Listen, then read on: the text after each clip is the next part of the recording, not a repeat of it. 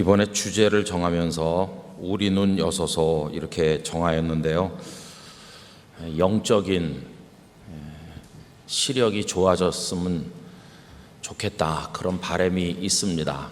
영적인 눈이 좀 좋아졌으면 하는 바람이죠. 저는 이 눈이 그렇게 좋질 못합니다. 그래서 좀 불편한 점을 가지고 늘 살곤 했는데, 그래도 마음으로 생각을 하기를 괜찮아, 영의 눈이 밝은 사람이 되면 되는 거지, 이렇게 스스로 생각을 했을 때가 많이 있습니다. 그런데 영적인 눈이 그러면 밝으냐 이렇게 물어보면 그렇지 못할 때가 많지요. 영의 눈이 밝으면 주님을 더 잘 보게 되고 또 여러 가지 일에 분별력도 생기고 그러는데, 눈이 가려진 사람처럼, 그래서 더듬거리는 사람처럼 어리석게 살 때가 많은 걸 생각해 보면 아직도 시력이 형편없다, 이런 생각을 해봅니다. 여러분, 그래도 참 소망이 있는 것은 우리 육신의 눈은 시간이 가면 갈수록 어두워집니다.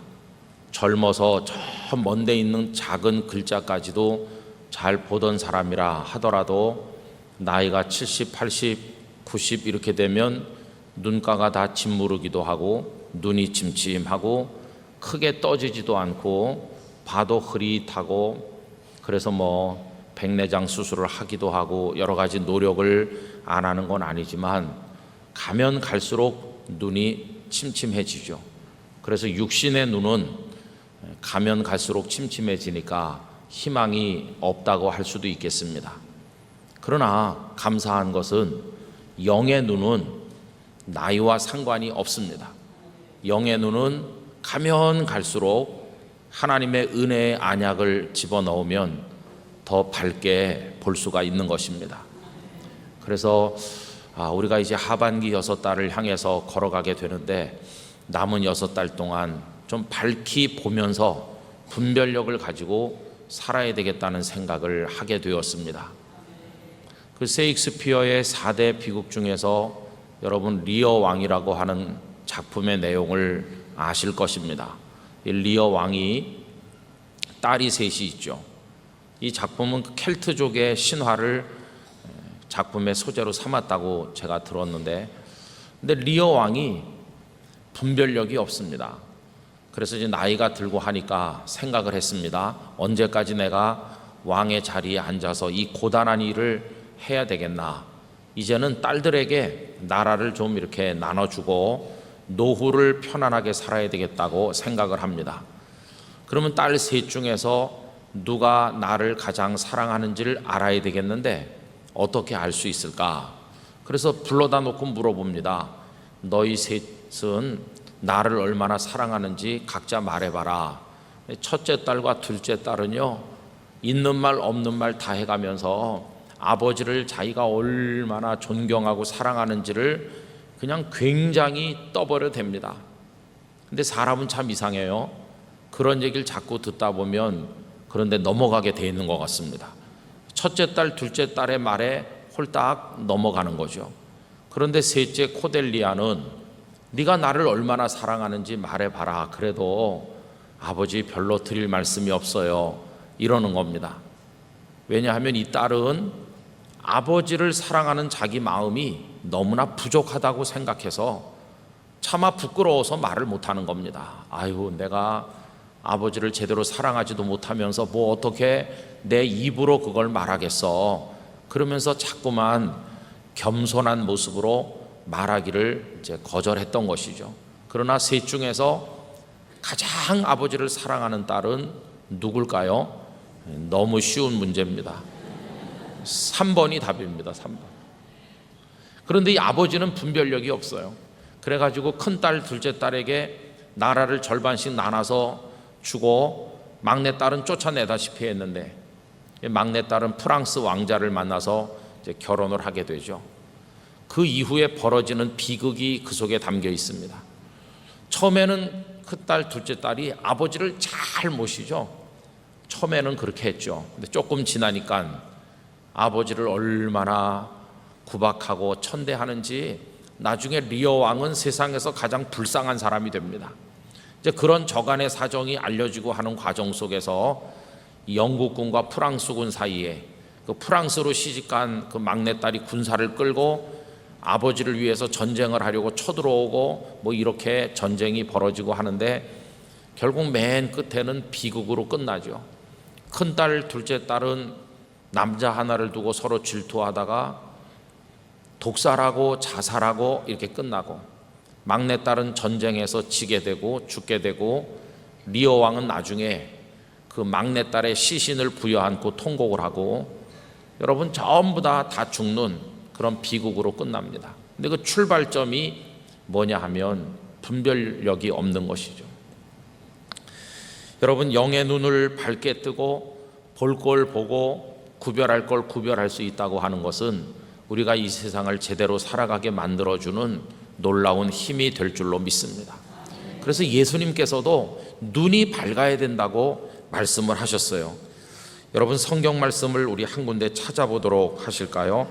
마태복음 6장을 펴도록 하겠습니다. 마태복음 6장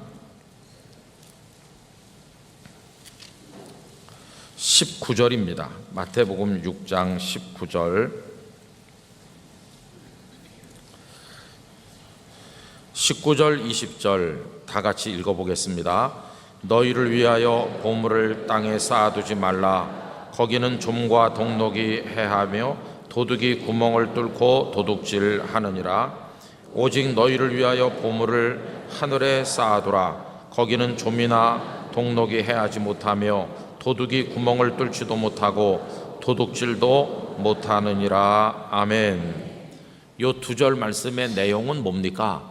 우리가 재물을 어떻게 해야 되는가 하는 걸 가르쳐 주는 거죠. 그래서 이 재물을 어디다 쌓으라고 합니까? 하늘에 쌓아두라, 이렇게 충고를 했어요.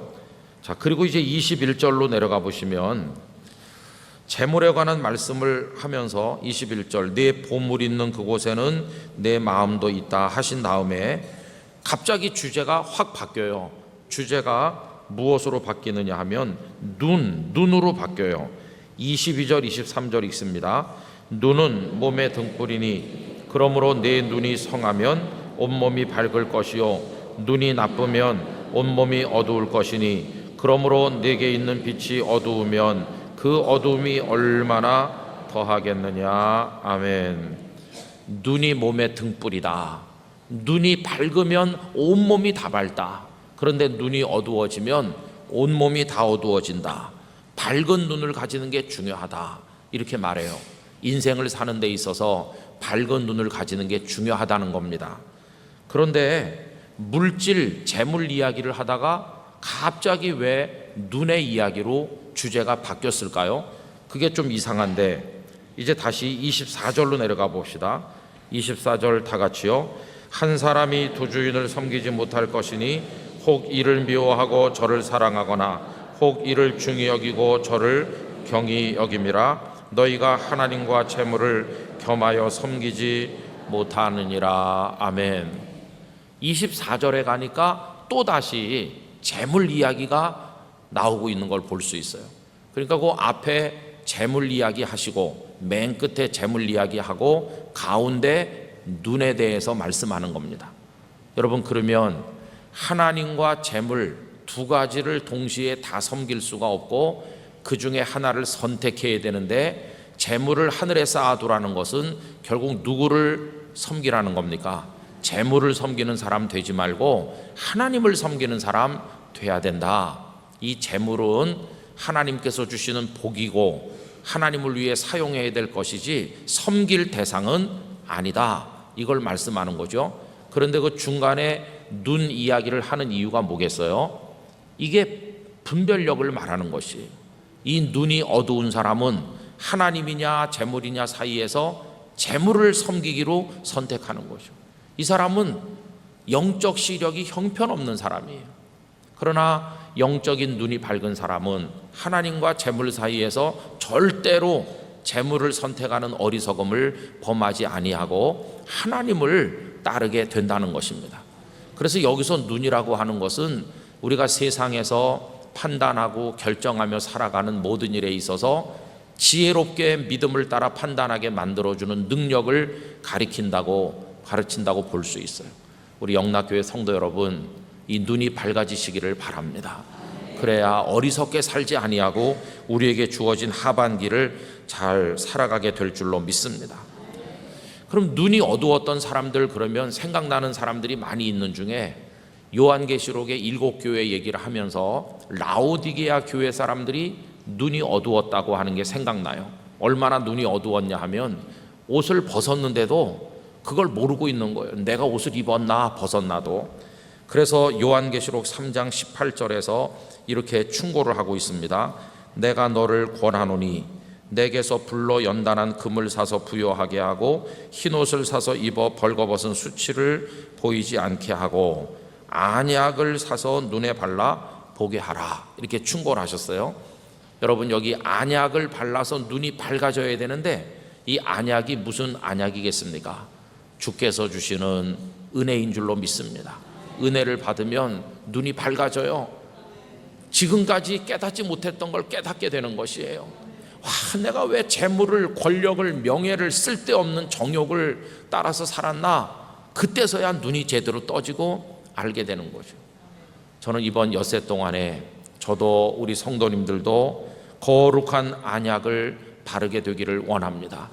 그래서 남은 6달 동안은 정말 하나님이 원하는 길을 분별해서 따라가고 밝히 보고 주님 안에 살아가게 되기를 원하는 것입니다. 그래서 여러분, 기도하시기 바랍니다. 주님, 이 눈도 밝아질 뿐만 아니라 제 영혼의 눈이 거룩한 은혜의 안약으로 밝아지게 해주시고, 그래서 주님 걸어가신 길을 잘 갈 수 있는 힘을 주시옵소서. 기도하실 수 있기를 바랍니다.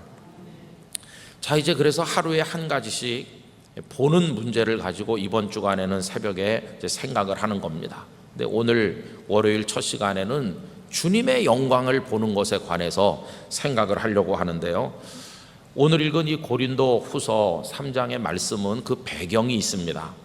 출애굽기 34장에 보면 모세께서 시내산에 올라가신 이야기가 나옵니다.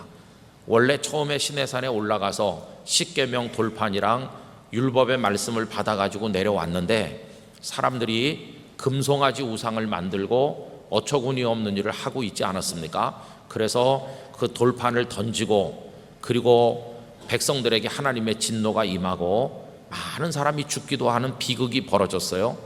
이제 그 소용돌이가 지나가고 난 다음에 하나님께서 모세를 너는 다시 올라오너라.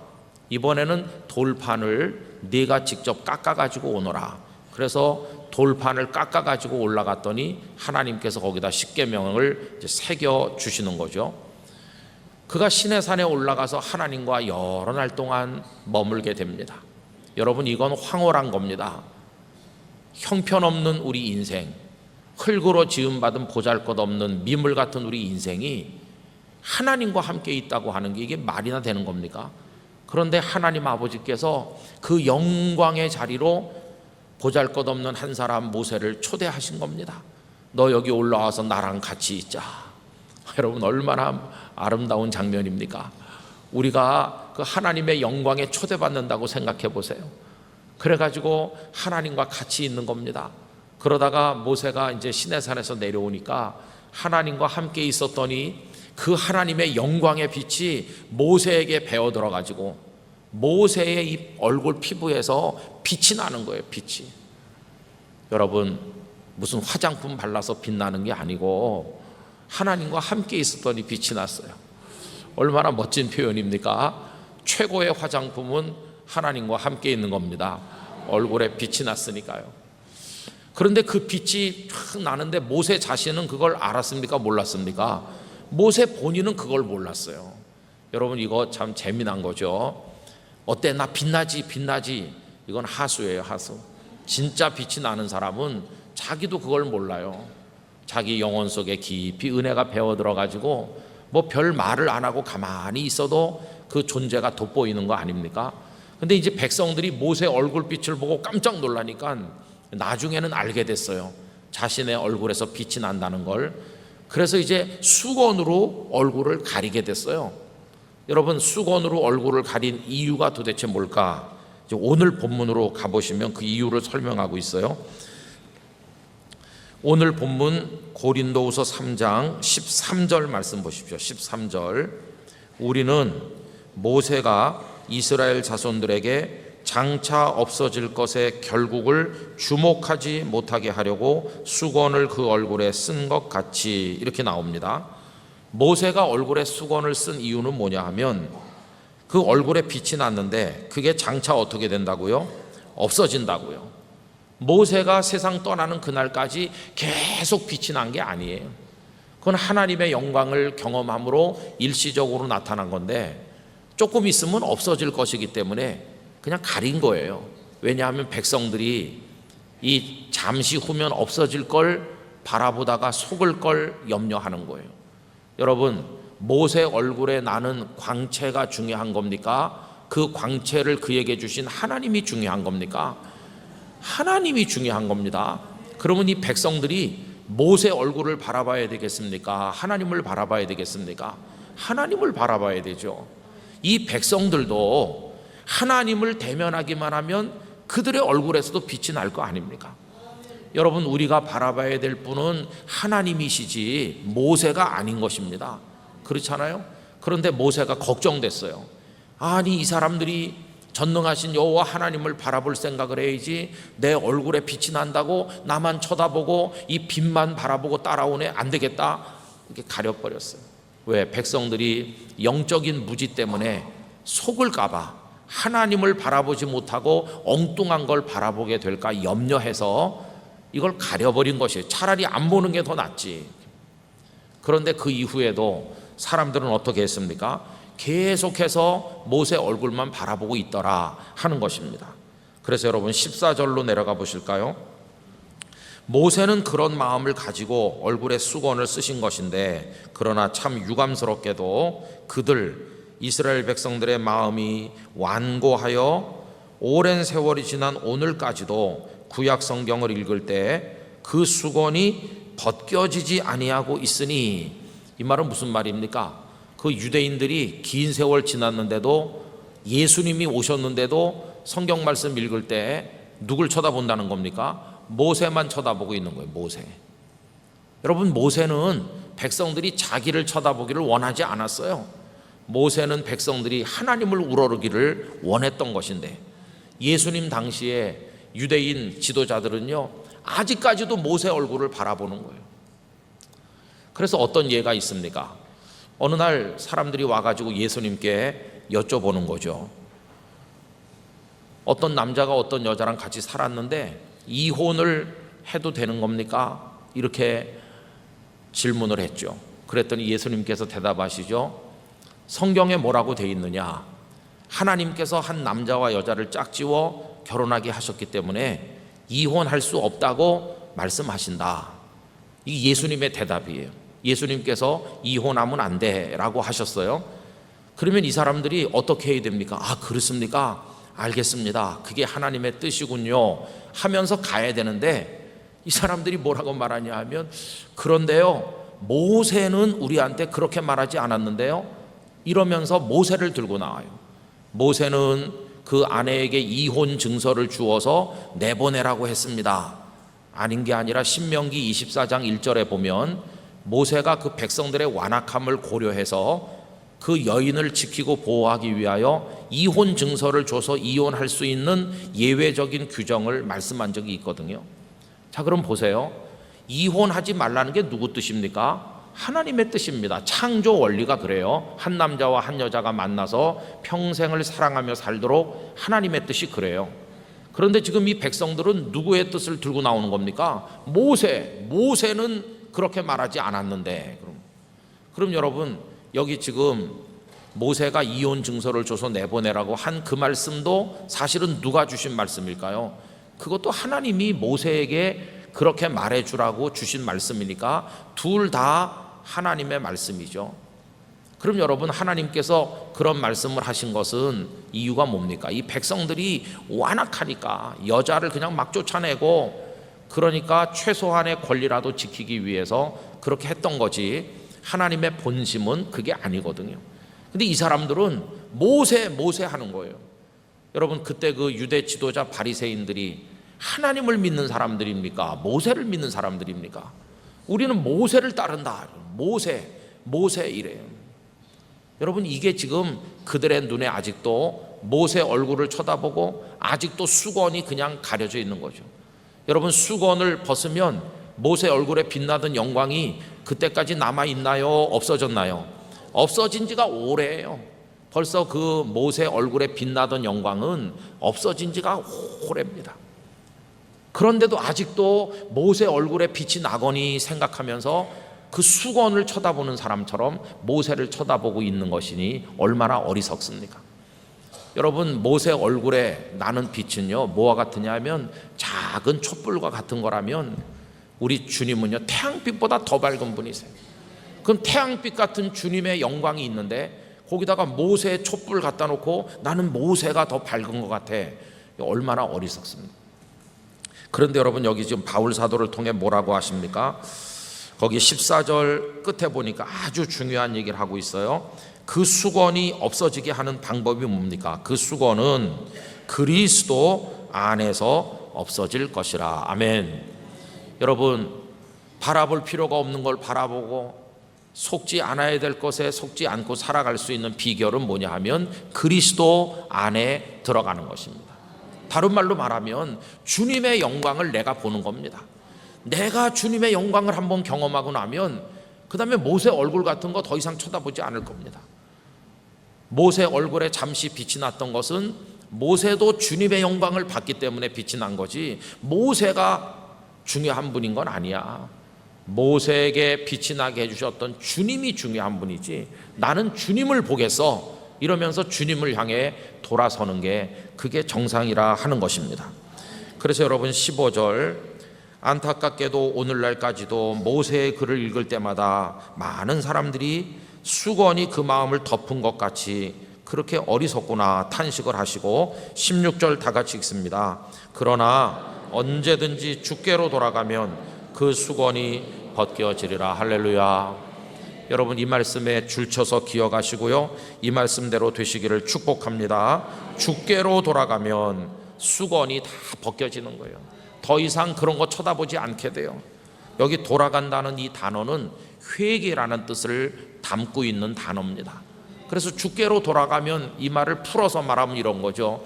지금까지 주님께서 날 봐라, 내 영광을 봐라, 나를 보면 너의 인생에 빛이 날 거다, 나를 바라봐라 그러고 서 계셔도 주님을 향해서는 눈길도 안 주고 엉뚱한 데 쳐다보면서 모세 얼굴에 수건만 바라보는 사람처럼 그렇게 살아왔던 사람들이 이제는 그 모세 얼굴의 수건이 얼마나 허망한 것인가를 깊이 깨닫고 이제는 눈을 돌려 주님을 바라보게 되는 것, 그걸 이야기하고 있는 것입니다. 그래서 17절, 주께로 돌아가면 수건이 벗겨진다고 하시고 17절, 이제 주님께로 돌아가서 주님을 보니 주님은 어떤 분이십니까? 주는 영이시니 주의 영이 계신 곳에는 자유가 있느니라. 모세 얼굴의 수건을 바라볼 때는요, 그냥 마음에 부담도 많고 피곤한 것도 많았어요. 여러분, 그게 다 허위의식을 말하는 겁니다. 영적 허위의식. 예를 들면 목회자들도 쓸데없는 걸 바라보는데 이런 거죠. 여기 지금 목사님이 5명 있다고 그러면 무슨 데 관심을 가집니까? 아이고, 이 목사님은 교인이 얼마 모이는 교회 목사님인가, 이런 거 따지잖아요. 어떤 목사님이 100명 모이는 교회 목회하신데 아이고, 별거 아니구나, 나는 200명 모이는데. 그런데 다른 목사님이 난 1000명 모이는데요 그러면 200명 모이는 목사님은요 갑자기 자기가 초라해 보이는 거예요. 여러분, 그런 의식이 그게 건강한 겁니까? 건강한 의식이 아니에요. 그게 다 병적인 것인데 그런 수건이 덮여 있는 거죠. 언제나 그런 데 시달리면서 왜 나는 작은 교회 목사일까? 하나님 날 사랑하지 않는 게 아닐까? 여러분, 이렇게 살아가는 게 다 쓸데없는 걸 바라보는 것이, 이제는 주님께로 돌아서야 됩니다. 주님, 이렇게 하면 주님의 영광이 나를 비출 때 내 곁에 설령 아무도 없다 할지라도 내가 얼마나 사랑스러운 주님의 사람인 걸 깨닫게 되는 순간 성도가 몇 명이냐 이런 건 다 관심이 이제는 없어요. 이제는 그냥 주님 안에 있는 축복 가운데서 헐헐 나는 거예요. 주의 영이 있는 곳에는 자유함이 있다. 아무데도 매이지 않아요. 막 발발 떨면서 저 사람이 나한테 뭐라고 말하면 어떡하지? 그런데 신경 안 쓰게 돼요. 내 양심이 하나님의 말씀에 위배됨이 없고 주님을 바라보고 주님의 은혜 중에 살면 하나도 겁날 거 없어요. 어디서나 하나님의 말씀대로 하면 그만인 것이죠. 그죠? 그런 진정한 자유를 경험하게 되기를 원합니다. 18절 다 같이 읽습니다. 우리가 다 수건을 벗은 얼굴로 거울을 보는 것 같이 주의 영광을 보매 그와 같은 형상으로 변화하여 영광에서 영광에 이르니 곧 주의 영으로 말미암음이니라. 아멘. 거기 가운데 놀라운 말씀이 나와요. 주님을 바라보니까 주의 영광을 보매 어떻게 된다고요? 그와 같은 형상으로 우리도 변화되는 거예요. 주님의 영광이 내게 스며들어요. 나도 영광스럽게 돼요. 여러분, 이건 종말론적으로 우리가 나중에 이 땅의 삶을 끝내고 하나님의 나라 천국에 들어가면 주님의 영광의 빛이 확 빛나는 그 나라에 가면 우리도 그 영광의 광채 안에 살게 되는 거예요. 우리도 영광스러워져요. 그런데 여러분, 이미 영광스럽게 하신 걸 아십니까? 내가 하나님의 자녀라는 것 자체가 우리가 이미 영광스러워진 겁니다. 우리 성도 여러분, 우리는 이미 영광스러운 사람이에요. 어디 가서 기죽을 필요가 없고 나 하나님의 사람입니다. 이게 당당하게 사는 거예요. 당신은 모르겠지만 주님의 영광을 나는 늘 바라보고 있습니다. 주님이 저를 지켜보고 있습니다. 제 마음에는 주님의 빛으로 빛나고 있습니다. 저 당신들이 신경 쓰는데 나는 신경 안 씁니다. 나는 그저 주님만 바라보고 살아요. 난 자유하는 영을 가졌어요. 얼마나 놀라운 축복인지요. 이제 하반기 우리 성도들이 그렇게 살길 원합니다. 무엇인가 사로잡혀가지고 그것 때문에 잠을 못 자고 이렇게 속을 끓이고 이렇게 하면서 그게 다 수건을 바라보는 삶이거든요. 그런다고 되는 것도 아니에요. 주님을 바라보고 있으면, 주님의 영광이 우리를 덮으면 모든 일은 주님의 은혜 가운데 해결되기도 하고 풀리기도 하고 열리기도 하고 무너지기도 하고 승리를 우리들에게 주실 줄로 믿습니다. 저는 영락교회 부임해서 오늘까지 그러려고 계속 기도하고 있습니다. 영락교회 사람들이 많으시기도 하고 우리가 하는 사역이 많기도 하고 저같이 부족한 사람이 어떻게 하겠어요? 그럴수록 이런 말씀이 저에게 큰 위로가 돼요. 너는 나만 바라봐라. 너는 나만 바라봐라. 그러면 내가 너의 영혼을 빛나게 해줄게. 내 영광으로 너를 비춰줄 것이다. 그냥 너는 나만 바라보고 있으면 영락교회는 내가 알아서 잘할 거야. 그런 기쁨이 제 마음에 생기면 마음이 편안해져요. 그래서 머리 대기만 하면 잘 자고 어디서나 잘 지내고 그래요. 얼마나 감사한지 모르겠어요. 여러분, 애써서 노력해서 막 눈이 충혈되고 막 밤잠을 못 자고 어떡하지 이렇게 하면서 따지고 이렇게 전부 다 그게 모세의 수건 바라보는 사람처럼 사는 건데, 그런 허위의식과 우리 모든 걸 다 내려놓읍시다. 오늘 아침 기도 제목 이겁니다. 주님께로 돌아가게 하시고 주님만 보게 하시되 주님의 영광을 보게 하시고 주님의 영광의 광채가 저를 덮어서 저도 영광스러운 하나님의 자녀로 이 땅을 살아가게 하시고 궁극적으로는 영원한 천국에 영원한 거기서 주와 더불어 빛나게 하여 주시옵소서. 근데 여러분, 그렇게 영광스럽게 되는 비결이 맨 마지막에 뭐라고 돼 있어요? 이렇게 되는 게 다 주의 영으로 말미암음이라고 하셨어요. 주의 영이 다른 말로 바꾸면 뭡니까? 성령 하나님을 통해서 성령께서 마음이 다치고 겁이 많고 이지러지고 우울하고 연약한 우리 마음을 확 펴주시는 거예요. 그래가지고 눈을 들고 주님을 보게 하실 때 우리들은 그 주님의 영광 속으로 들어가게 되는 것입니다. 여러분, 이건 신비로운 은혜인데 전 우리 영락의 성도들이 이런 영적 체험들을 많이 가지시길 바랍니다. 그래서 새벽에 깨서 여기 나오시기 얼마나 힘듭니까? 1시간씩 걸리는데 세수하기도 힘든데 언제 이것까지 하시겠어요? 그냥 안 하고 나오셔도 주님을 보면 나도 빛이 나는 것이에요. 집사님 무슨 화장품 요새 좋은 거 써? 아니, 그럼 무슨 화장품 쓰는데? 예수님 화장품으로 화장했어요. 마음에 은혜가 있고 기쁨이 있으면요, 그게 얼굴로 나타납니다. 근데 마음에 골병이 들고 고통이 있으면요, 얼굴이 새카매지고, 그리고 고통받는 느낌이 얼굴로 다 보이는 겁니다. 우리 영락의 성도들 어디 가도 얼굴에 빛이 나고, 아이고 요새 좋은 일이 많으신가 봐요. 로또 당첨되셨나요? 아니요, 나 주님을 바라보고 있거든요. 얼마나 놀랐습니까? 그런 마음으로 우리의 여생 하반기 살아가게 되기를 축원합니다. 오늘도 주님 안에서 승리하시고, 직장에 학교에 가서 열심히 하고, 만나는 사람들에게 친절하고, 어디 가서나 예수님을 이야기하고, 그리고 순간순간 주님 늘 묵상하시고, 여러분의 걸음걸음을 성령께서 지켜주실 줄 믿습니다. 기도하겠습니다. 거룩하신 아버지 하나님, 모세가 하나님을 대면함으로 얼굴에 빛이 났을 때 사람들은 다 얼굴에 빛만 바라보았고, 그걸 보지 못하게 하려고 수건을 가렸음에도 오랜 세월이 지난 후에도 사람들은 어리석게 수건만 바라본다고 했습니다.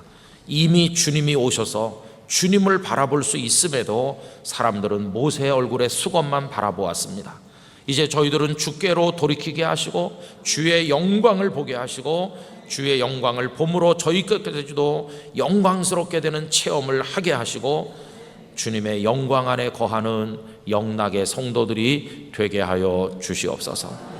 아버지 하나님 축복합니다. 이 앞자리부터 뒷자리, 아래층, 2층 어디에 앉아 계시든, 가정에서 중계를 통해서 보고 계시든 우리 성도들에게 복을 내려 주시기를 원합니다. 영혼이 잘되게 해주시기를 원합니다. 범사가 잘되게 해주시기를 원합니다.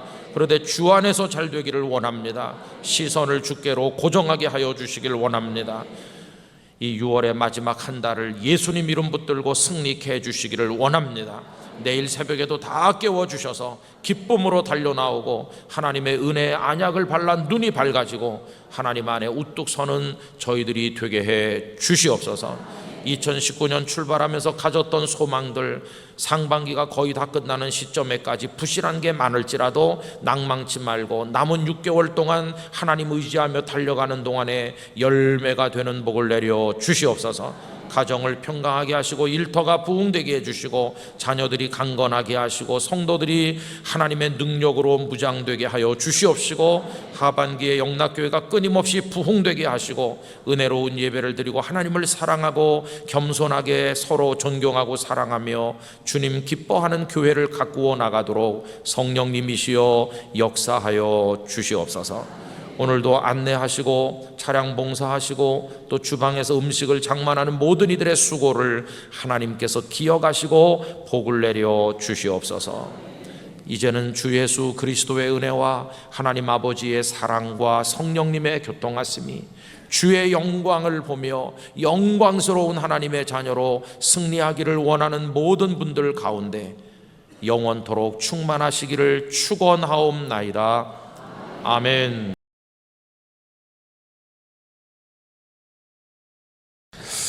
감사드립니다. 이렇게 새벽에 오셔서 함께 기도하시는 여러분들, 하나님의 큰 은혜가 충만하시기를 기원합니다. 이렇게 무슨 교계 행사를 하든지 아니면 교회에서 어떤 예식을 행할 때 순서를 정하는 일이 중요합니다. 예배 인도는 누가 맡아서 하실 것인지, 기도는 누가 하실 것인지, 설교는 누구에게 부탁을 할까, 이런 것들을 결정을 합니다. 그런데 교계적인 큰 행사일수록 가장 사람들의 관심을 많이 끄는 것은 설교를 누가 하시나 하는 겁니다. 설교자로 초대받은 분은 또 영광스럽게 생각하기도 하고, 그래서 설교는 아무에게나 부탁을 안 한다 하는 그런 통념 같은 게 있습니다. 그래서 공식적인 어떤 행사에는 연세가 많으시고, 그리고 총회장쯤 지나시고 교계에서 어른 대접을 받는 그런 분들을 설교자로 모시는 게 일반적인 생각입니다. 저희 영락교회도 임직식 같은 걸 하게 되면 그 설교를 아무에게나 부탁하지는 않지요. 그리고 나서 이제 예배 인도자를 정하고 기도자를 정하고 이렇게 쭉 정합니다. 그래서 이제 많은 목사님들이 어디서 와서 뭘 좀 하나 맡아주세요 그렇게 부탁을 받으면 나를 어디다 끼워 넣나 이거에 관심이 많아요. 그래가지고 저 뒤 꽁무니에 뭐 이상한 거 하나 해달라고 그러면 기분이 안 좋아가지고 에이 관두겠다고 그럴 수도 있겠다는 생각이 듭니다. 그렇지만 만약에 목사님이 설교를 해주세요 그러면은 와, 이 사람들이 나를 그래도 대접해 주는구나 이렇게 생각을 하겠죠. 좀 너무 낯간지럽고 웃기는 얘기인데 그게 실제로 그래요. 너무나 부끄럽지만 그런 일들이 많이 있습니다.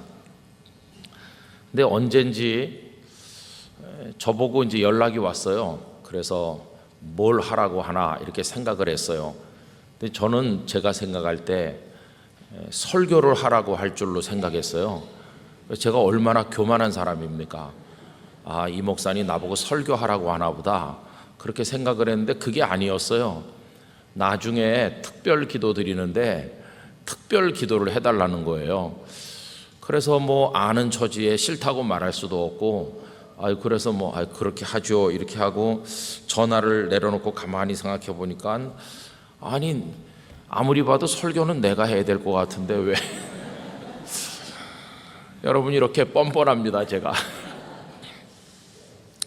부끄러운 얘기를 고백하는 겁니다. 근데요 이제 그 약속이 벌써 한 두세 달 전에 미리 일찍 된 건데 제가 하나님 앞에 큰 회개를 했습니다. 왜 그러냐 하면 시간이 이렇게 하루하루 지나면서 그날이 다가오면서 제 마음의 부담이 엄청나게 커졌습니다. 근데 부담이라는 게 뭐 다른 부담이 아니죠. 설교를 이제 만약에 맡았다고 그러면 이제 설교 원고를 준비하고 이렇게 해서 설교는 일단 누구한테 하는 겁니까? 그날 거기 오실 청중들에게 하는 거죠. 설교하는 목사가 앉아 계신 성도님들에게 이렇게 말씀드리는 겁니다. 물론 그렇게 말하면 좀 어폐가 있긴 있지만 일단 설교는 누구와 누구 사이에서 이루어지냐 하면 말하는 사람과 듣는 분들 사이에서 이루어집니다. 사람과 사람 사이에서 이루어진다고 할 수 있어요. 그런데 기도는 누구와 누구 사이에서 이루어집니까? 기도는요 보잘것없는 죄인인 우리 사람과 뭐라 말할 수 없이 위대하신 하나님과의 사이에서 이루어지는 겁니다. 그걸 제가 이제 비로소 깨달은 겁니다. 물론 설교도 하나님 앞에서 이루어지는 것이죠. 지금 여기 우리 하나님의 임재가 있습니다. 그리고 전하는 전하 들으시는 성도님들이 그냥 여러분들은 목사만 쳐다보는 게 아니시고 우리 성도님들의 심령에 지금 성령께서 역사하고 계신 것이고요. 저도 그냥 제 얘기 늘어놓듯 신변 잡기 얘기하듯 하는 게 아니라 하나님의 영으로 감동시켜 주시기를 바라고 또 성도들도 그런 은혜를 받기를 바라는 마음으로 우리가 지금 우리끼리 있는 건 아니고 하나님 앞에서 지금 하는 겁니다. 그렇죠? 그래도 하여튼 말씀은 사람과 사람 사이가 일단 이렇게 중요한 건데 기도는요 사람 앞에서 하는 게 아닙니다. 기도는 시작부터 끝까지 100%가 하나님을 향한 것입니다. 그래서 제가 회개를 크게 했다는 게 이겁니다. 이 멍청한 목사야, 설교 부탁 안 받아서 기분이 안 좋았어? 네가 뭘 몰라도 한참 모른다. 설교가 쉽겠어? 기도가 쉽겠어? 이렇게. 제가 깨달았어요. 여러분 기도가 훨씬 어렵다는 걸 알게 됐어요. 왜 그럴까요? 하나님께 하는 거니까요. 하나님께 드리는 건데 얼마나 어려운 겁니까? 그 하나님께서 듣지 않으시면 귀를 막고 계시면 아무리 뭐 성경 말씀을 많이 인용하고 대단하게 유창하게 한들 하나님께서 얼마나 비웃으시겠어요. 그래서 제가 깊이 깨달았어요. 기도가 정말 어려운 거다. 나 혼자서 내 마음속에 부끄러운 걸 다 담아서 하나님 앞에 고백할 때는 뭐 그저 이렇게 하지만 청중들의 마음을 다 담아서 내가 대표로 하나님 앞에 기도하는 거 이게 얼마나 어려운 거냐. 더군다나 그 목사님이 저한테 부탁한 거는 특별 기도라고 그랬거든요. 특별 기도를 맡아달라고 그러면 특별 기도는 그래서 제가 여러 해 전에 있었던 그 일 이후로 기도가 하나님을 향하는 것이고, 그래서 하나님을 향하는 게 얼마나 중요하기도 하고 어렵기도 한가 생각을 했습니다. 전에도 한번 말씀드린 기억이 있는데, 많은 교회에서 TV에 혹은 라디오 방송에, 극동 방송이니 뭐 기독교 방송에 설교를 내보내지 않습니까? 제가 요 한두 달 전에 어디서 들으니까 우리나라 기독교 TV가 많이 있어요. 그런데 그 TV에 설교를 내보내는 교회가 한 170, 80개 교회가 된다고 합니다. 그러니까 뭐 하루 종일 설교가 나오는 것 같지만 그렇게 많은 교회가 하는 건 아닙니다. 또 어떤 교회는 여러 채널에 다 내보내요. 그러니까 홍길동 목사님이 기독교 방송에도 나오고 시체론에도 나오고 CTS에도 나오고 다 나오는데 똑같은 설교가 여러 군데 나오는 거죠. 근데 그런 걸 다 줄여가지고 이제 출연하는 거기 방송이 나오는 교회 개수 이렇게 따져보면은 한 170, 80개 정도 될 거라고 이제 그쪽에 종사하시는 분이 저한테 그렇게 말씀을 해주셨어요. 그러면 성도들은 이제 그걸 보시는 거죠. 물론 라디오 방송 설교는 좀 더 많을 거라고 생각합니다. 설교 방송이 나오는 교회. 그러면 거기서 방송국에서는 늘 그걸 조사를 한다고 합니다. 어떤 목사님 설교를 많이 듣나 많이 보나 해가지고 시청률 혹은 또 청취율 이런 거를 조사를 계속해서 방송의 수준을 높이기 위해서 좀 성도들이 많이 듣는 목사님의 설교를 좋은 시간대에 배치를 하고 또 뭐 그러려고 여러 가지 노력을 한다는 얘기를 들었습니다. 근데 어떤 목사님들이 그렇게 이야기하시는 거예요. 여러분, 제가 하는 설교가 시청률 1위입니다. 이렇게. 어떤 목사님이 저한테도 그런 얘기했어요. 시청률 1위라고 그래서 부러워했어요. 야, 이 목사님이 시청률 1위구나, 인기가 대단하구나 이렇게 생각을 했어요. 근데 나중에 이제 제 마음속에 기도하고 있는데 제가 이렇게 물어봤어요. 하나님, 저는 시청률이 얼마나 됩니까? 제가 부산에 있을 때는요, 부산 극동방송에서는 그래도 제가 좀 됐습니다. 그런 얘기는 부끄러워서 이제 그만하고요. 근데 하나님께서 저한테 하시는 말씀이, 이놈아, 그 사람들이 많이 보는 게 무슨 소용이 있냐? 사람들이 많이 보고 듣는 게 아무 소용이 없어. 그래도 그 인기가 좋다는 거 아닙니까? 소용없다니까. 그럼 뭐가 중요한데요? 내가 보는지가 중요하지. 나 하나님이 너의 기도를 들어주는지, 너의 삶을 늘 이렇게 매력적으로 보고 있는지, 내가 보는 게 중요하지. 사람들이 아무리 많이 본들 내가 쳐다보기도 싫으면 끝이지 무슨 소리 하고 있느냐, 이렇게 저한테 깨달음을 주셨어요. 제가 이 말씀을 오늘 드리는 것은요, 하나님은 늘 우리를 보고 계시다는 것입니다. 늘 우리를 향해 귀를 열고 계십니다. 오늘 새벽에도 나오신 우리 영락의 성도 여러분들의 가슴을 쥐어짜듯이 드리는 기도가 있으시잖아요. 그 기도가 뭐 유창하지 않아도 괜찮죠. 사람들에게 와, 기도 잘한다, 저 집사님, 저 권사님, 그런 소리 안 들어도 괜찮아요. 더듬거리면서 하는 기도라도 하나님께서 들으시고, 하나님께서 너의 살아가는 모습이 뭐 사회적으로 유명하거나 대단하지 않지만 네가 비틀거리며 걸어가는 인생의 모습, 나 좋아한다. 너 그렇게 힘든데 또 일어나서 나를 찾고 또 출근하고 너 아주 멋있어. 그러면서 하나님께서 우리의 삶을 내려다보고 계시다면 그러면 되는 거 아니겠어요? 우리 그러면 잘 사는 겁니다. 그래서 하나님은 늘 우리를 향해 시선을 주고 계시니까 이제 우리도 하나님을 늘 이렇게 바라보는 거. 어제 새벽에 이제 모세 얼굴에 빛이 났는데 그 빛이 나는 이유가 하나님과 함께 있었음으로 인해서 빛이 난다고 그러지 않았습니까? 근데 오늘 읽은 말씀은 모세께서 세상을 떠나셔서 그것은 모세 인생이 이제 정돈되는 마무리 표현인데요. 모세 이후에는 그런 위대한 선지자가 나타나지 못했다. 모세가 최고다 하는 식으로 말씀하고 제일 먼저 하시는 말씀이 뭐냐 하면 모세는 하나님과 얼굴과 얼굴을 대하여 보던 사람이라고 말씀하고 있어요. 여러분 오늘 본문 다시 한번 확인해 봅시다. 10절 그 후에는 이스라엘에 모세와 같은 선지자가 일어나지 못하였나니 그 다음에요 모세는 여호와께서 대면하여 아시던 자다. 여러분 모세를 두고 할 말이 얼마나 많아요. 저 모세 애굽에서 40년 동안 굉장한 걸 배운 사람이다. 궁궐에서 왕자 수업을 했던 사람이다. 저 모세 대단히 훌륭하다. 할 말 많죠.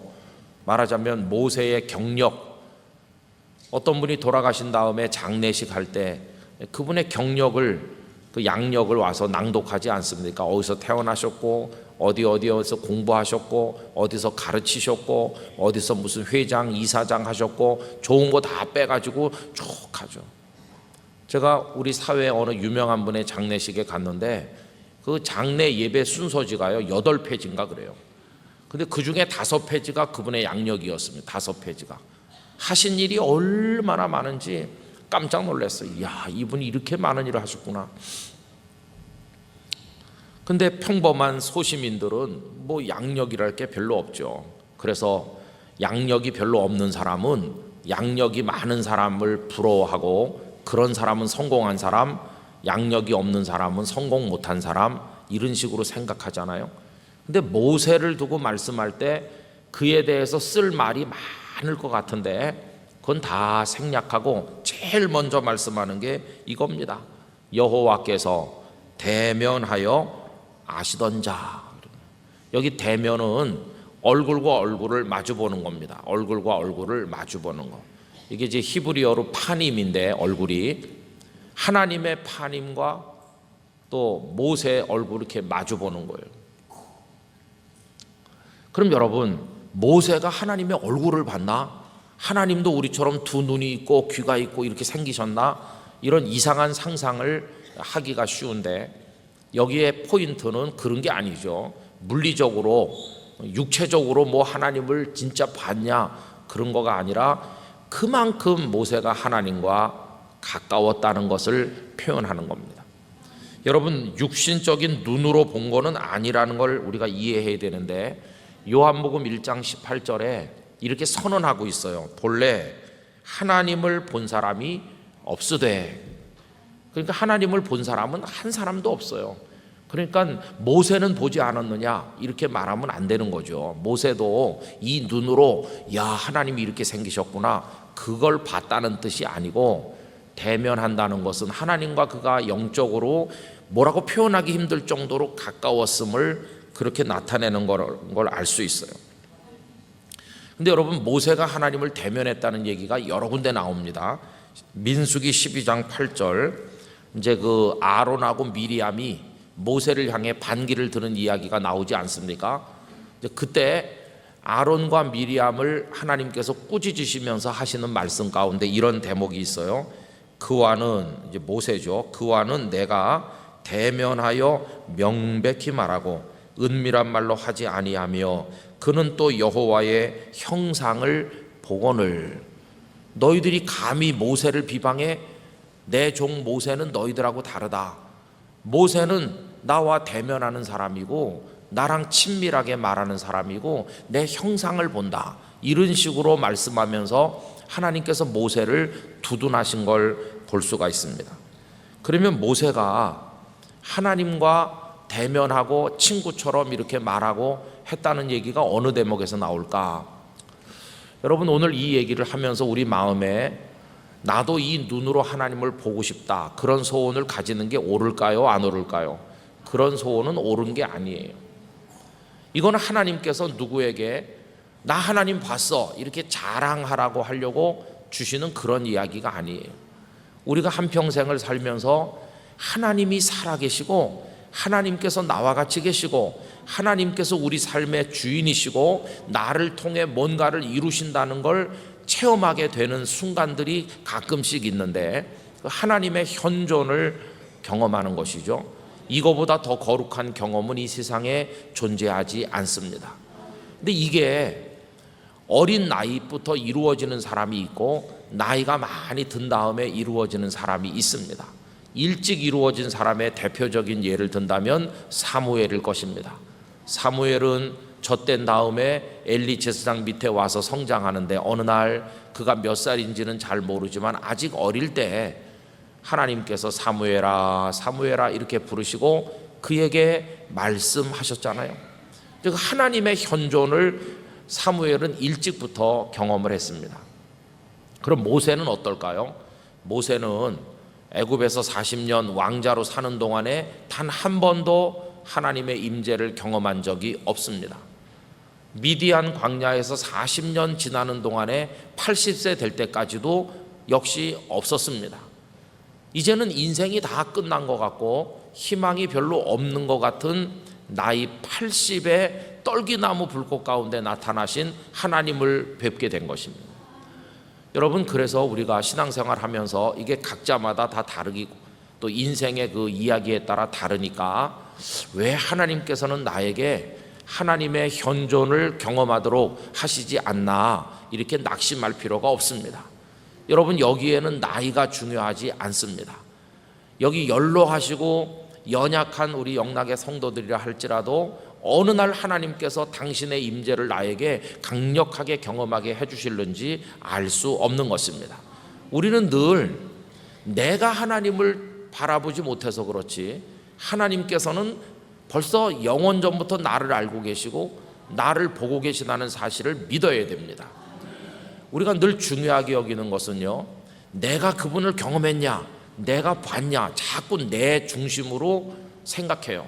그래서 많이 봤느니 느꼈느니 그런 사람은 하나님 나를 대단히 사랑하신다 이렇게 생각하고, 그렇지 못한 분들은 하나님 나를 외면하시나 이렇게 낙심하기 쉬워요. 그런데 여러분, 중요한 건요, 내가 경험했냐가 중요한 게 아니고 더 중요한 사실은 내가 경험하지 못한 그 순간에도 주께서 나를 보고 계시다는 겁니다. 그게 더 중요한 겁니다. 장바닥에 엄마 따라 너댓 살 꼬마가 사람 많은 곳에 갔을 때 그 녀석이 길을 잃어버리지 않고 집에까지 올 수 있는 건 언제나 그 녀석이 엄마를 쳐다보기 때문이 아닙니다. 그 녀석은 장난감에 정신이 팔리고 여기저기 구경하느라고 엄마를 까맣게 잊어버릴 수도 있는데, 그럼에도 불구하고 그 녀석이 안전한 이유는 엄마가 늘 보고 있기 때문입니다. 여러분, 오늘 우리가 이 새벽에까지 온 것은 내가 늘 주님을 찾고 주님을 바라보는 데 성공했기 때문이 아니라 나는 수도 없이 시선을 다른 데로 돌리고 엉뚱한 걸 바라보고 어제 새벽에 말씀드린 것처럼 모세 얼굴에 수건이나 바라보는 식으로 살았지만 하나님의 눈이 늘 우리를 보고 계셨기 때문입니다.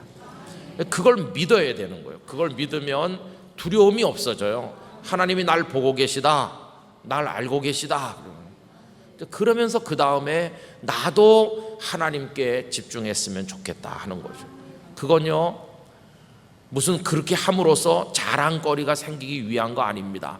나 말이야 하나님을 체험했어, 당신은 그런 체험이 있어? 이렇게 자랑하려고 하는 게 아니라 나를 늘 바라보고 계신 주님을 향한 나의 당연한 보답이라고 할 수 있어요. 주님이 24시간 바라보시면 나도 1시간은 바라봐야 될 거 아니겠어요? 그건 주님을 사랑한다고 하는 표현인 것이에요. 그리고 그런 놀라운 일들이 어느 순간에 이루어지느냐 보면은요, 우리 인생이 굉장히 나락에 떨어질 때 주께서는 특별한 선물을 주실 때가 있어요. 떨기나무 불꽃 가운데서 하나님 나타나셨을 때 그때 모세는 완전히 절망 상태에 있었어요. 의욕도 아무것도 없고, 야 모세야, 내가 너를 세워서 내 백성 이스라엘을 인도하려고 한다. 만사가 귀찮다는 식으로 거절하지 않습니까? 그의 인생의 불꽃이 다 꺼져가던 순간이었어요. 그럴 때는 하나님께서 떨기나무 불꽃에 타지 않는 떨기나무 모습으로 특별하게 나타나시는 거예요. 여러분, 하나님이 특별하게 나타나실 때는 그냥 이렇게 바라보시는 것만 갖고는 우리가 힘을 못 얻을 때는 특별한 자극을 주시는 거예요. 우리가 평소에 그저 알약 하나씩 먹고 살아도 괜찮던 사람이 어떤 때는 막 들어 누워가지고 일어나지도 못하면 어떻게 합니까? 특별 영양제를 맞잖아요. 하나님께서 그렇게 특별한 영양제를 주시듯이 우리에게 특별한 영적 체험을 주실 때가 있어. 그러면 힘을 얻어요. 와, 하나님께서 날 버리시지 않으셨구나 깨달아요. 사실은 한 번도 버린 적이 없으신데 그걸 모르고 있다가 이제 깨닫게 되는 거죠. 그럼 다시 힘을 내서 이렇게 일어나요. 근데 그게 이제 사람들마다 다 다르다 하는 것입니다. 그래가지고 쭉 하나님의 부르심을 받아 백성들을 인도해 나가는데 대면하여 이렇게 만난 건 언제냐 하면은 출애굽기 33장 그쪽입니다.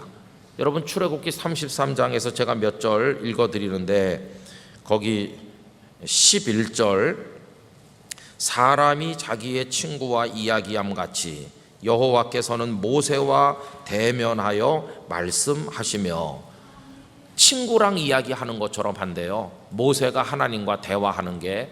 그래서 기도할 때 이렇게 하면 좋겠다는 생각이 들어요. 하나님 저 이래요 저래요 이렇게 친구와 이야기하듯. 여기 무슨 미사여구가 필요하겠습니까? 친구랑 커피 마시러 가서 커피 한 잔 놓고 훌륭하고 아주 지혜롭고 착하고 변함이 없고 언제나 지혜로운 내 친구 아무개야 이렇게 하면 되겠습니까? 그냥 야 이렇게 하면 되는 거지. 그러니까 우리가 하나님 아버지 그냥 이렇게 하면 되는 거예요. 그죠? 얼마나 친밀합니까? 근데 대면하여 말씀하셨다.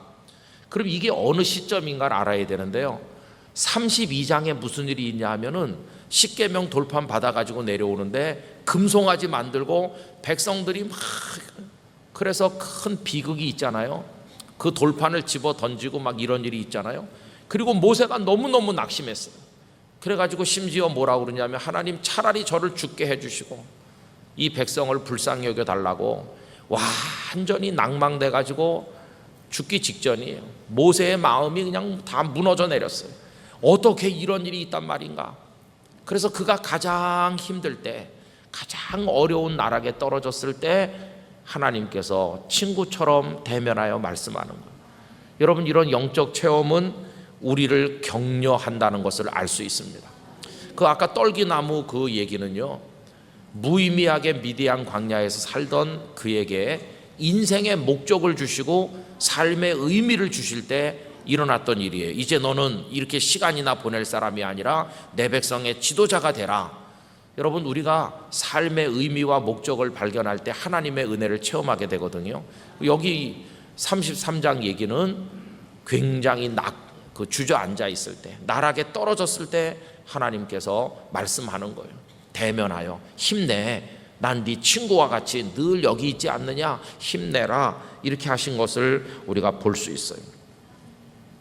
더군다나 그 33장 끄트머리에 가보면 아주 놀라운 체험도 있는데 너는 내 얼굴을 못 본다고 하시면서 저 바위 위에 서라. 그럼 내가 너를 바위 틈에 가렸다가 지나간 다음에 내 등을 볼 거다. 그런 식의 말씀도 하셔요. 손을 거두리니 네가 내 등을 볼 것이요 얼굴은 보지 못하리라. 이건 조금 더 강한 하나님의 체험을 모세가 한 것으로 그렇게 보여집니다. 오늘 아침에 결론적인 말씀을 드린다면 우리 눈 여소서라는 주제로 이번 특세를 모이는데 그분은 언제나 우리를 바라보고 계시니까 이제는 우리도 눈을 열어서 다른 데 바라보지 말고 우리 하나님을 배워야 되겠는데, 그때 어떤 때 그런 일이 벌어지냐 하면 우리 인생의 정체성을 발견할 때 무엇을 위해 살며 왜 사는지를 깨닫는 그런 대목에서, 그리고 내가 굉장히 곤고하고 낙심됐을 때 하나님께서 우리에게 그런 체험들을 주시더라고 하는 것입니다. 여러분 이제 하반기 삶을 시작하게 되면 이 6달이라는 소중한 시간을 그냥 흘려보내지 않기를 원합니다. 무엇을 위해 어떻게 살까를 고심할 때 하나님은 우리에게 역사하시고 당신의 현존을 알게 하시고, 그리고 우리가 낙심이 돼서 살다 보면 가정의 경제적으로 자녀들 문제로 여러분의 인간관계, 여러 육신의 건강 문제, 많은 암초에 부딪히실 거 아니겠어요? 내 마음이 곤고해질 때 그때 하나님 앞에 부르짖을 때 하나님은 친구처럼 우리 곁에 나타나시고 대면하시듯 말씀하여 우리를 격려하여 주실 줄로 믿습니다. 그래서 우리가 할 일은 늘 하나님의 얼굴을 구하는 것입니다. 늘 하나님을 바라보는 겁니다. 시편 105편 3절 4절 말씀을 메모해 두시면 좋겠어요. 시편 105편 3절 4절 제가 읽어드리겠습니다. 그의 거룩한 이름을 자랑하라. 여호와를 구하는 자들은 마음이 즐거울지로다. 여호와를 구하면 마음이 즐겁다고 그랬습니다. 그 다음에 4절은 이렇게 말해요. 여호와와 그의 능력을 구할지어다. 그의 얼굴을 항상 구할지어다. 할렐루야. 하나님의 얼굴을 항상 구하라는 건 늘 하나님 사모하고 마음의 눈으로 하나님을 바라보고 하나님과 얼굴을 마주보듯 그렇게 하기를 구할 때 하나님께서 너를 도우실 것이라고 약속을 하시는 것입니다. 여러분, 남아있는 우리 인생 하나님의 얼굴을 피하는 삶이 되지 않기를 원합니다. 늘 하나님의 얼굴을 구해야 됩니다. 하나님의 얼굴을 피하는 자는 누구와 같으냐 하면 요나와 같아요. 요나. 여러분, 요나서 1장 3절 그러나 요나가 여호와의 얼굴을 피하려고 일어나 다시스로 도망하려 하여 욥바로 내려갔더니 마침 다시스로 가는 배를 만난지라 여호와의 얼굴을 피하여 이렇게 나옵니다. 요나는 하나님과 반대 방향으로 가던 인생이었어요. 그렇게 살면 안 되고 우리는 여호와의 얼굴을 늘 구하는 모습으로 하반기 삶을 살아가야 될 줄로 믿습니다. 그리고 이 말씀은요, 종말적인 말씀이기도 해요. 얼굴과 얼굴을 대하여 본다는 게 이 땅에서는 아주 불완전한 것이지만 나중에 하나님의 나라에 들어가면 하나님과 마주보게 될 것입니다. 고린도전서 13장 12절 우리가 지금은 거울로 보는 것 같이 희미하나 그때에는 얼굴과 얼굴을 대하여 볼 것이요. 그때 하나님의 나라에 들어가면 하나님과 마주보듯이 하나님과 늘 옆에서 친구처럼 대화하듯이 하나님 나라의 비전 아니겠습니까? 비록 우리가 지금 이 땅에 살고 있지만 여러분, 이 땅에서도 하나님의 얼굴을 구하시기를 바랍니다. 그래서 늘 마음속으로 거룩한 상상을 하시기 바랍니다. 하나님은 늘 나를 보고 계시고 늘 내 곁에 계시니 나만 이제 눈이 열려 하나님을 자각하고 하나님을 바라보면 나도 모세처럼 하나님과 대면하는 거야. 나도 모세처럼 친구와 이야기하듯 했던 모세처럼 그렇게 하는 거야. 나도 하나님과 그렇게 동행해야지. 이런 모습으로 살아가시게 되기를 원하는 것입니다. 모든 순간에 우리와 함께 계신 하나님, 모든 상황에서 우리를 지켜보시는 하나님, 그 하나님을 마주 바라보는 눈이 밝아지시기를 주님의 이름으로 축원합니다. 기도하겠습니다. 아버지 하나님, 모세는 하나님과 대면하여 아시던 자라하며 친구처럼 하나님과 대면하여 이야기하던 분이라 말씀하였습니다. 아버지 하나님, 그의 인생에 목적을 주실 때 떨기나무 가운데 임하셨던 하나님께서는 그가 좌절하여 쓰러졌을 때는 친구처럼 대면하여 말씀함으로 그를 격려하셨습니다. 아버지 하나님, 그의 평생은 하나님 안의 삶이었습니다. 영락의 성도들도 하나님의 얼굴을 구하게 하시고 하나님과 대면하게 하시고 친구처럼 속삭여 기도하게 하시고 그리고 하나님의 들으심을 받게 하시고 무엇보다도 하나님의 사람으로 승리케 하여 주시옵소서. 이번 특세 기간에 피곤하지 않도록 하시고 새벽마다 깨워주시고 다 같이 은혜 받는 새벽이 되기를 원합니다. 봉사하고 수고하는 분들을 축복해 주시고 오늘 하루도 주 안에서 거하는 복된 하루 되게 해 주옵소서. 6.25 전쟁이 있었던 슬픈 날이지만 소망 가운데 우리 민족의 미래를 내다봅니다. 하나님, 우리를 불쌍히 여겨주시고 이 땅을 고쳐 주시옵소서. 이제는 주 예수 그리스도의 은혜와 늘 저희를 지켜보시는 하나님 아버지의 사랑과 성령님의 교통하심이 함께하신 주님의 백성들, 영락의 성도들 가운데 영원토록 함께하시기를 축원하옵나이다. 아멘.